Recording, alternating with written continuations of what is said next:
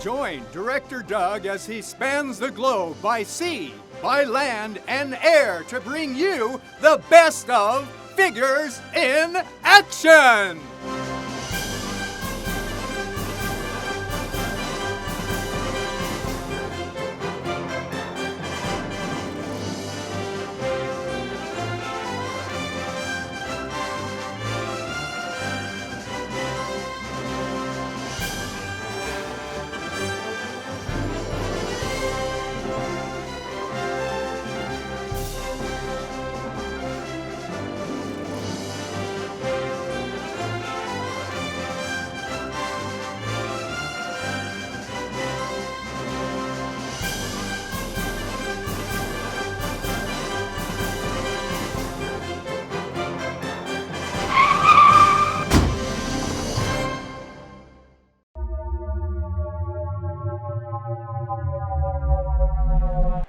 What's your name?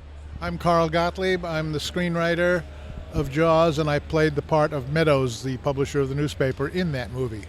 So you are a writer and an actor. Yes, and sometimes a director, but in that movie I was a writer and an actor. How did this all come about in 20,000 words or less?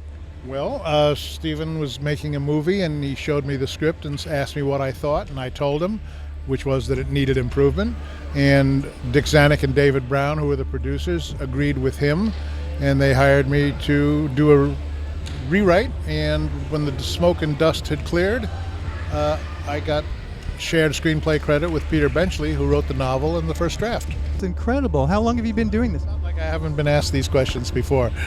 Well, I'm sure you have. And what was the most memorable part as far as exciting for you with the writing, directing? Or I mean, there must be a ton of information, but what about you? There was a scene in the movie where my character goes out in a boat with the police chief, and we discover Ben Gardner. Now later that scene was reshot with just Richard Dreyfuss, Roy Scheider, and the head of Ben Gardner popping out from the boat underwater.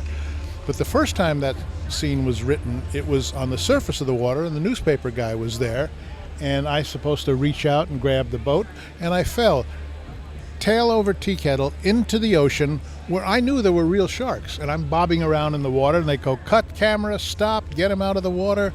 And it was pretty exciting. Well, stop. That would have been some great footage, though. Well, here it was captured on film. Here I am.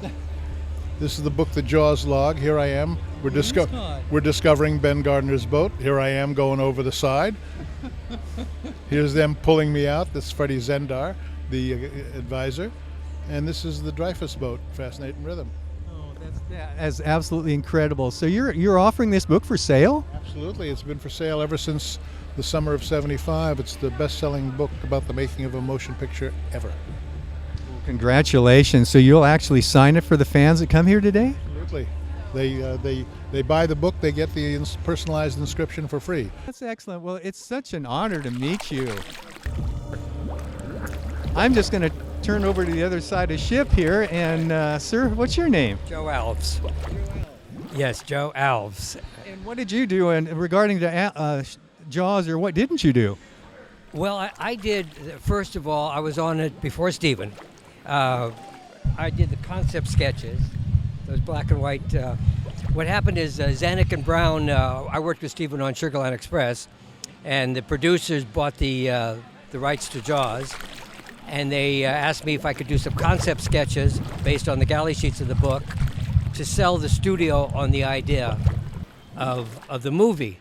And they had been negotiating with Stephen, but they hadn't signed him yet. So I would go over to his bungalow and I would show him, and I get real excited about doing this shark movie, and he was hesitating. Well, they haven't signed a deal yet. So then he came aboard, and so we did that. And then I did some 300 storyboards depicting all the action. And I was sort of coordinating because the studio said they couldn't make the shark. It would take a year and a half, 2 years. So the head of production asked me to see if I could get it made. And I got a crew, Bob Matty, former Disney effects guy.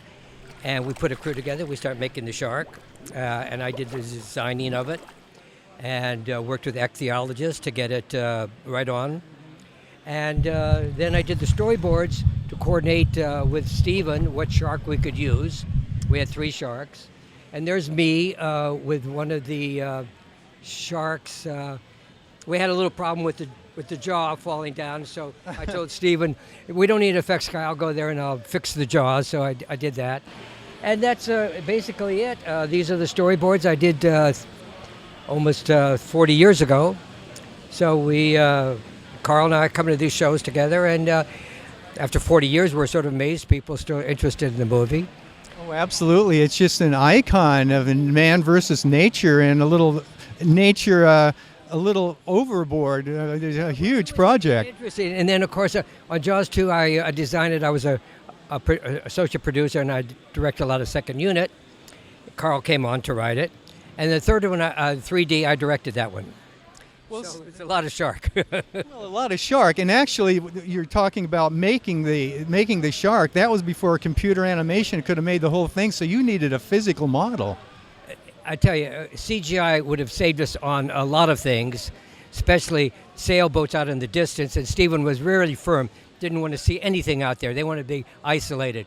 And today, you could blip those out with CGI, but we had to wait till the sailboats passed by. And CGI would have saved a lot of things, but we have a fan base that really likes that shark.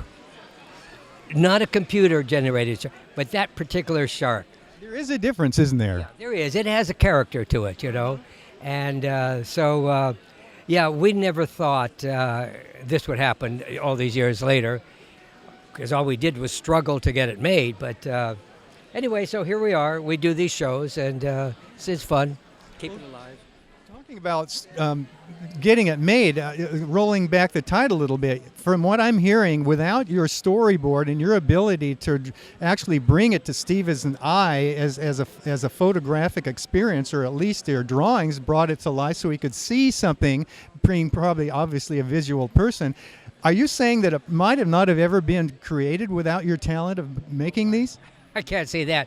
Steven Spielberg is a very talented guy. What I did is I helped in the making of the shark that year, because most of the effects, people say it would take a year or 2 years. I found Bob Matty, and we put together a crew, and when they said the shark didn't work, basically Bob did it in 4 to 5 months, when everybody said it would take a year and a half, 2 years. So we would test it. If it worked, we would try to shoot it. I would go to Steven, and I'd say, Steven, we have the shark doing this. What do you think? He says, okay, we'll do that. So in the end, we were shooting storyboards. Now, my contribution is working with the director and laying these out. Those concept sketches were basically done from the book, and they look a little bit Moby Dickish, kind of thing. But at that time, we weren't trying to get technical. We were just trying to entertain the idea of making this movie. And the studio was less than excited about it, to say the least. Well, that's my point, is I think because of you and what your skills and your people you were working with, you took them over the edge to really get them to say, yeah, let's go with it. There were a few of us that are very determined. I would say the effects crew, obviously Steven, Verna Fields, the editor, who won the Academy Award, Bill Gilmore, who is a production man on it. We were a tight-knit group that really, regardless of what people said, we were going to get this made. Now, did we know it was going to be a big success? No. We just struggled, we got it made, and then it became a big success. And then, of course, then the executives all take credit, of course. Well, that goes to show you so much talent and so much energy and determination, and we're going to do this whatever it takes. That's really what's behind the movie industry, and that's what people like you convey to us, and it's hard to get your story out. So we're so happy that you're here and are sharing your experiences, and I'm sure encouraging the youngsters that, go for it. Well, yes, and I want to explain to a lot of the people out there that making movies is more than the red carpet. That's all very glamorous, but it's really a lot of hard work. Early calls, cold, wet, and you just get out there and get it done, That's basically it. Well, you're a role model. And again, thank you, sir, and welcome to Tulare Sci-Fi Con. My pleasure.